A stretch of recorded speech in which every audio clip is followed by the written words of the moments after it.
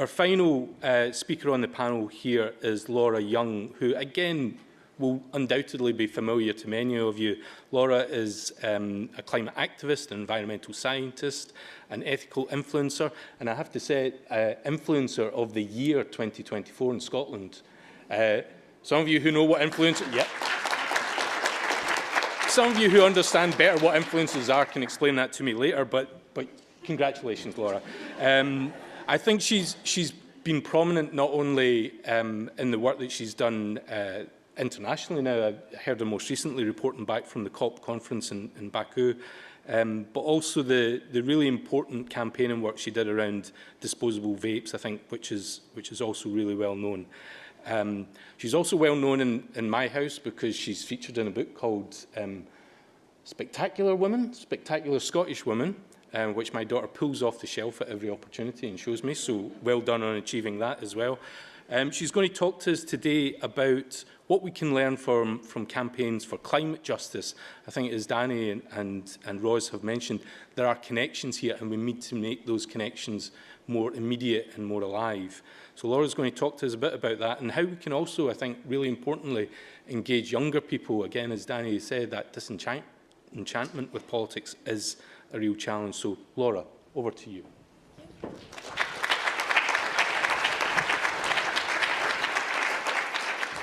Thank you so much. And if I had the choice, I would have gone first because I don't really know how to follow that. But yeah, it's so wonderful to be here and see some familiar faces and also see new people, because I think part of what is great about this is bringing people together. And yeah, I do lots of different work. And I am still on Twitter. I'm also on TikTok. Do you know what that is, Peter? Yeah, it's part of being an influencer. No, but it's great. And I was asked to come here to answer 4 questions in a short reflection. So I thought I would pose you the questions and then I'll give you my answers. The first one was, what sustains people in the campaign for climate justice? And I think there's 2 simple answers to this. One is the science. We know what's happening and we know the stories and the statistics. So that drives you. Part of my day job is I'm doing a PhD, right? I'm in the thick of it when it comes to it. So we are driven by science, statistics and stories. We are knowing what is happening. But what also drives and sustains us is that we know the solutions exist. We know what the solutions are to climate change. We know how we need to reduce our emissions. We know what we need to do to be more sustainable. We just need to get a move on. And that really is what drives us in that. And then the second question I was posed was, well, what lessons can be applied from climate, environmental campaigning, and how do we apply that to tackling poverty? And I've been part of lots of different campaigns, and I see lots of colleagues in the rooms where there's been coalitions of organisations campaigning. But we've also done campaigning on things like the disposable vapes. You've probably seen me moan about that for long enough. But there's a few lessons that I think I've certainly been able to pull out of that. The first is that with all of our campaigning, we need to be as creative as possible. We need to showcase the problem in visible ways, and we need to use as many outlets as possible. And yes, that means TikTok, so you need to get on there. But we need to be able to do it in a way that helps people understand the problems. So sometimes when I'm talking about climate change or waste, it can be a little bit too big and a little bit too abstract. And so it's important for us to find the really specific things that will help. So with disposable vapes, we've ran a campaign now for almost 2 years, and we've got great success. They're getting banned next year, hopefully. But actually with that, a lot of my colleagues would say, why on earth are you spending so much time campaigning about this tiny little thing when there are so many bigger problems in the world? And I get it. I totally get it. But actually, disposable vapes was something tangible. It was something real. It was so understandable. People knew what they were. They'd seen them as litter. They'd heard stories about, or even maybe had a young person in their family who was taking it up at school, whatever it might be. So it was very, very understandable. And it galvanised a whole group of people to get on board. But also it was a gateway to talking about a much bigger issue. Well, actually 2. The first was this idea of disposable technology and just sheer horrible amounts of waste associated with throwaway technology, single-use plastic, and just a waste of resources. But it also opened up a conversation of this constant evolution of the tobacco and nicotine vaping industries. And so even though, yes, it was a very niche, tiny little topic, it actually gave us a way to crack open a whole world of conversations. And so, yes, we're going to get a great piece of legislation across the UK to deal with that, but actually we're able to do something a lot bigger. And that was a fantastic thing. But I think one of the most important lessons I learned was that we need to be collaborative. And so this campaign, it was a bit of guerrilla campaigning. It sort of started at the end of 2022 with some tweets and raging Zoom calls with colleagues and people that were interested.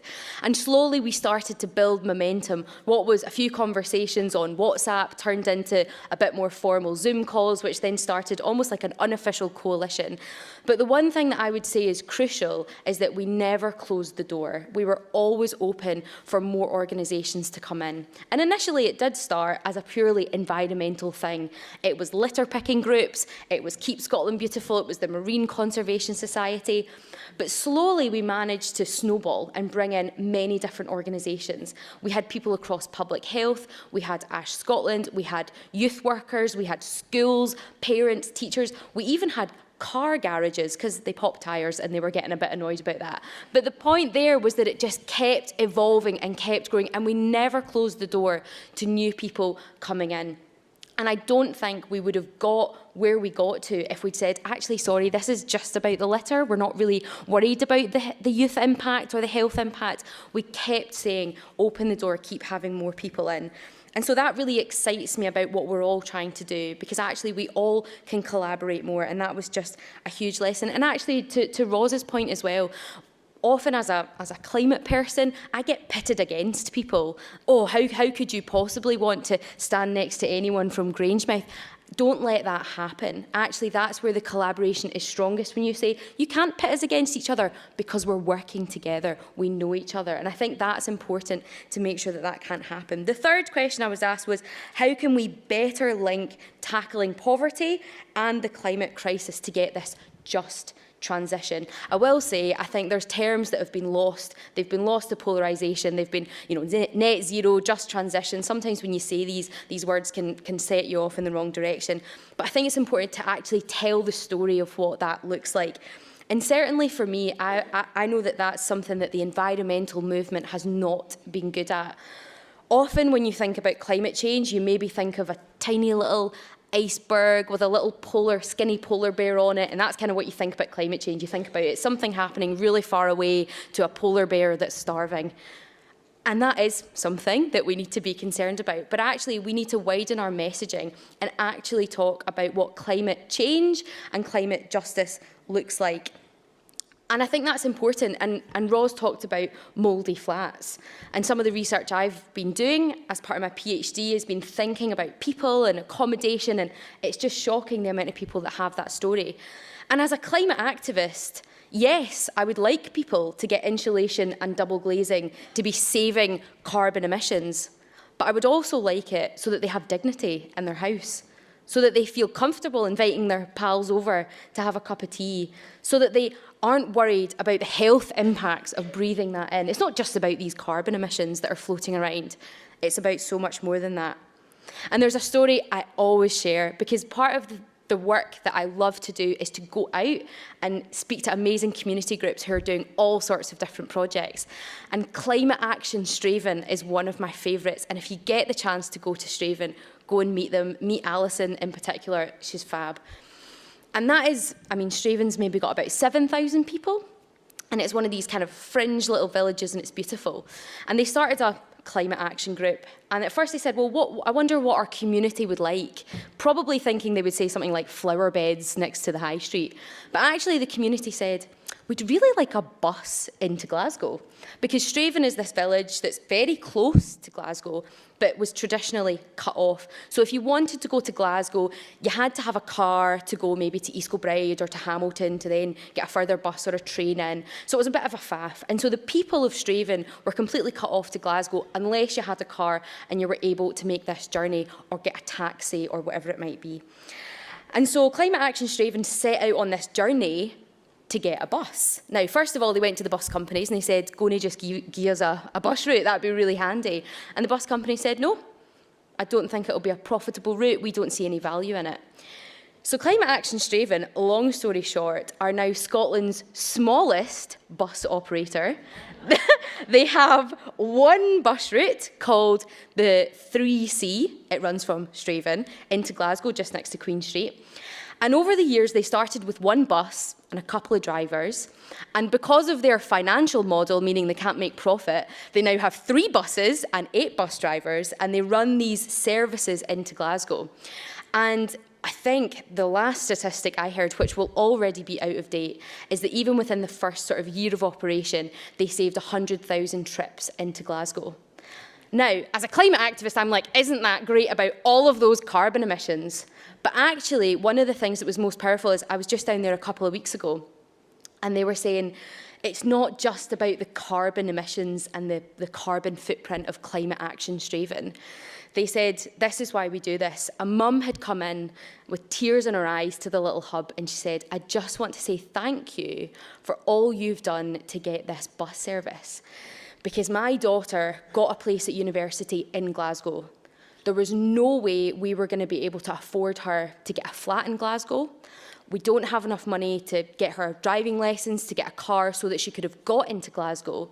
And if it wasn't for her being under 22 and having the bus pass, and this bus being on our doorstep, she would never have been able to accept that position at that university and go and further her education.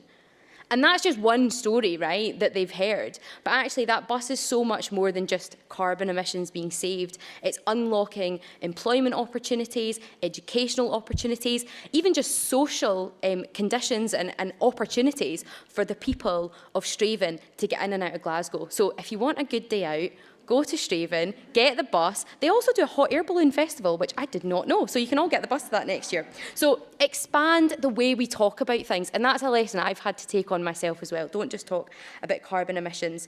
And I've probably already talked a little bit too long. So I'll maybe go to the last question, which was, how can the anti-poverty movement better engage young people in our campaigning? Right, I'm pushing young, but my second name's Young, so forever young. But I think it's a really good question, because actually young people, I'm going by the karaoke theme, young people, they bring so much energy into our movements. And when I was in Straven, actually, I was giving talks at all the schools. It was exhausting, but I was giving all the talks at the schools about vapes. I'm dining out on the vape campaign for a bit longer, and I was talking about vapes. And this wee boy, he was in P7, he just stuck up his hand. I mean, P7s haven't gone to high school yet, so they still have all the questions in the world. They've not been conditioned to keep it in.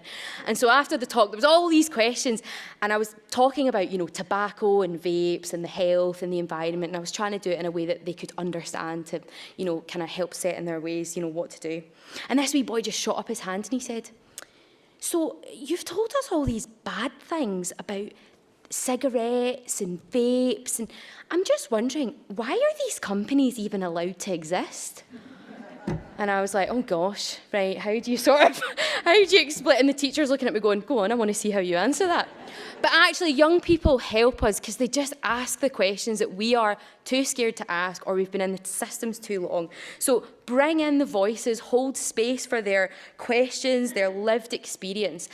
And sometimes that needs to look in a formal way. You know, can your organisation set up something that can bring in young people to hear their voices, support them, train them, maybe support them financially if you're taking a lot of their time, but think about how you can incorporate young people. And there's a million ways of doing it. So you can come and speak to me and say, what would that actually look like in practice? But even things like engage with our youth parliament as a first set of principles. So there you go.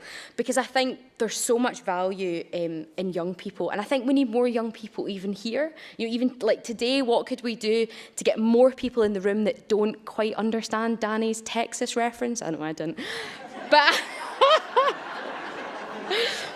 But I think that's something we can ask ourselves is, you know, every room we're in, I know we need to do more than just getting them in the room, but, you know, how can we have some young people filling up these seats? Is it engaging with the high schools? Is it engaging with the youth parliament? Is it youth organisations? What is it? So that we can give away some of that power. So that was a few of my reflections on those 4 questions, but really looking forward to the conversation we have next. Thank you.